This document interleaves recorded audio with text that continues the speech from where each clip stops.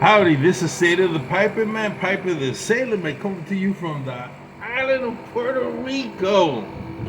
How are my friends doing today? Uh, Taking a couple of days off. You're gonna be hearing a lot of construction being done in my home, so we have to supervise and clean up. So many things that they went in there. That it ended up I have to rewire my whole house. And good thing that my wife wanted to do it.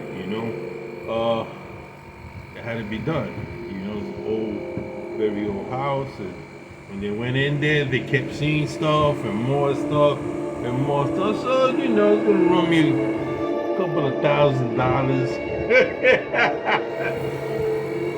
What the heck? This is my last place. I've chosen where I want to live my life. And so I might as well make the best of it. Do the work while I'm young so I don't have to worry about it. Should last me between 15 and 20 years. What you're hearing, soundtrack. I have no rights to it of Lord of the Rings. It was conducted and orchestrated by Howard. Sure. I just put it on because it's so much noise. You can hear constant noise.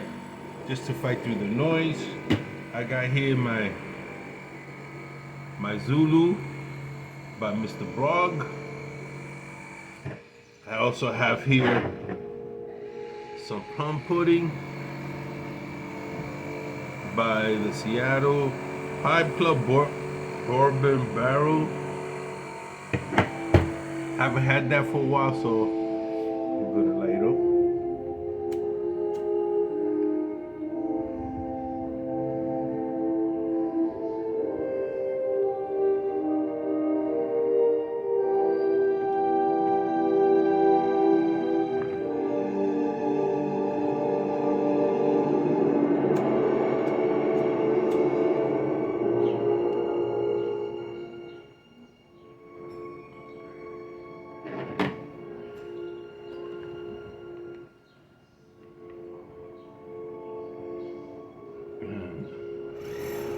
I've been doing research on a character,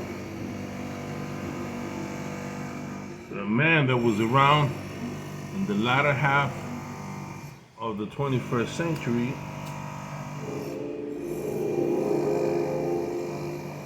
Infamous Hugh, Playboy, the founder of Playboy magazine.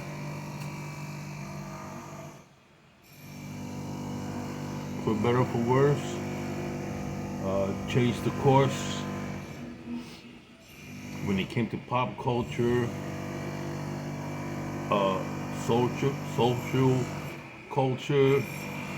He was very much involved in politics and civil rights movement through his magazine. He founded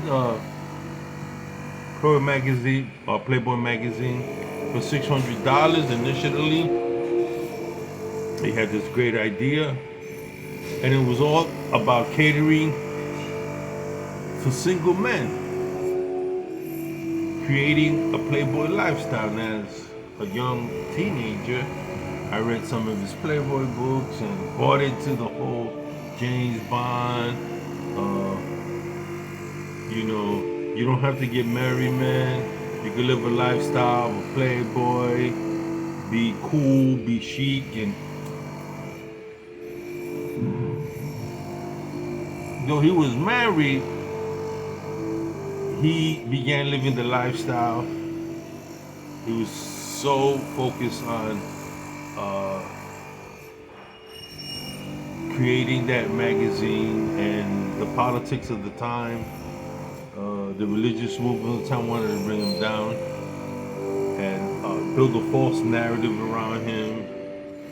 He was considered pornographic at the time.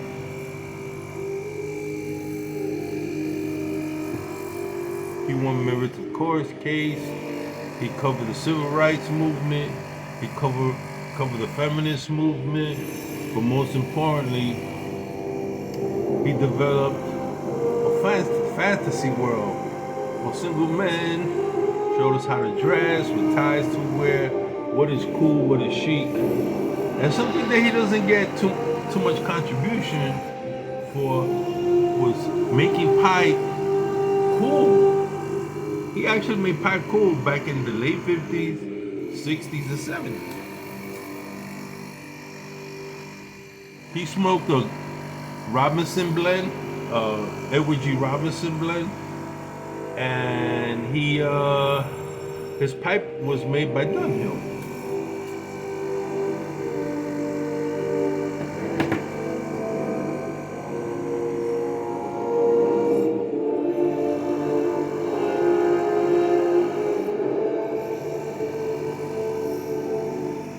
He had one pipe, Dunhill pipe,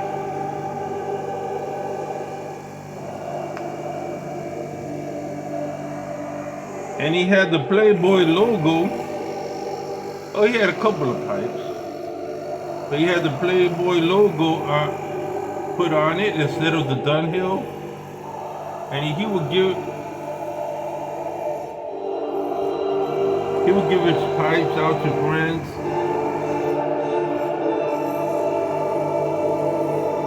That went up for auction recently, 2018.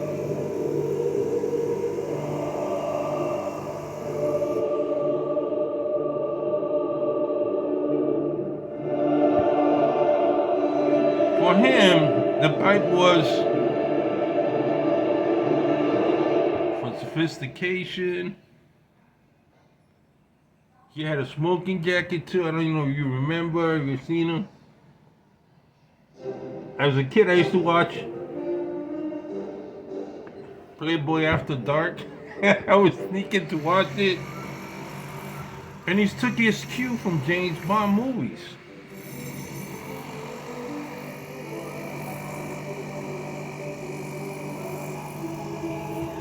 Courtesy of Getty's smoking his pipe. He had a couple of hundred pipes made, all the same style. So he made pipes looking cool. He had Playboy Jet, Playboy Bunny, all his creativity. You know, they painted a picture of him being this wild, crazy guy. He was truly a businessman who went after it. And people thought he just laid around, you know, having sex. He wasn't like that. He was always in a monogamous relationship because he always had women around him. This view right here was his classic 1950 view. He always wanted to dress up like Frank Sinatra, James Bond. He made it cool. And I'm sure a lot of men saw him. I did. But most of his life he was like this. Always in a smoking jacket, working hard on his typewriter. Back in the early 60s, very serious man, wanted to have, he went through a lot, but he also employed a lot of women, besides bunnies and but on his staff, he had major women. He also, this is the man that was always around the most beautiful women, and the women wanted to be around him. And he was a very smart man, very intelligent, studious.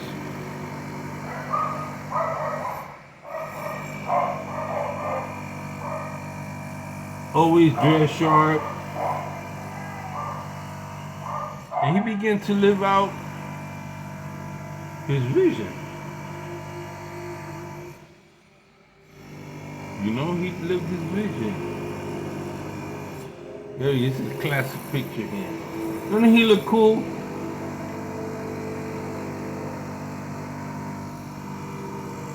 Pipe, made by Dunhill, great suit. He opened up Playboy clubs, Playboy casinos. His Playboy magazine. He even got more serious when the DA accused his associate of being involved in shipping drugs, which wasn't true. And the DA tried to convict her, but the fact was the DA was trying to get after Hugh, thinking Hugh was involved in some kind of drug trade, whatever connection, and the DA wanted to make his career trying to bring down Hugh Hefner. So what ended up happening was that he couldn't really help her. She went and they found her guilty. They gave her 15 years. She ended up committing suicide. That changed his whole life because that was his best friend. And many feminists always saw him as sexist. I thought he could be sexist, but when you're employing all kind of intelligent women and you're saying it's cool to be sexy, be smart, be intelligent. He helped shape and form the minds of a lot of men my age, because I began living that Playboy lifestyle. I got into the military, well dressed, went to great clubs, hung out. You know, my pad was a Playboy pad.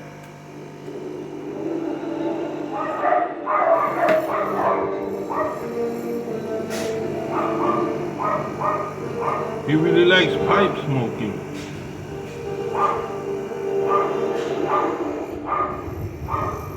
Look at this. Isn't that cool?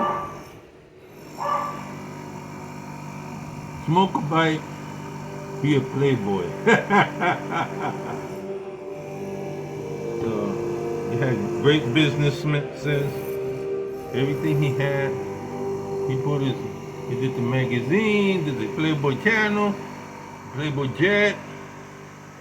He came up with the first Diners card, Playboy Diners card, Playboy keys to his mansion. Very intelligent man. But one thing that never gets talked about is love for pipe, Dunhill pipes. Always smoked. He also smoked a calabash.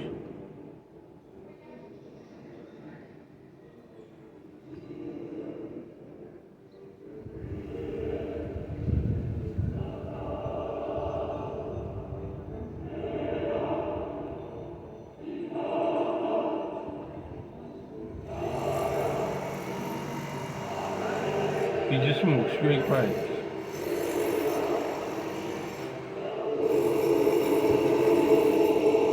Look at this one.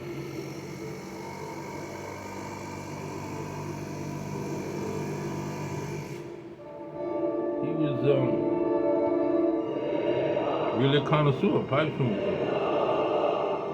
Now this one,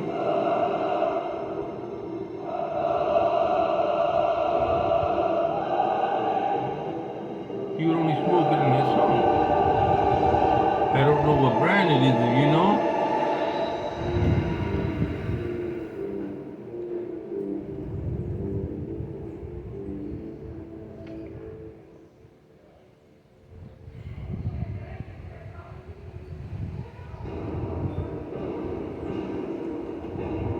Here it is, this pipe with the logo. See the logo at the stem? Very nice. Made by Dunhill. Hey, look, bring him in. Come on. Come on. No, they for them to calm the hell down. They're knocking up the wall. And here he is, Hey. Mr. Cool, with the pipe. The lifestyle he lived in.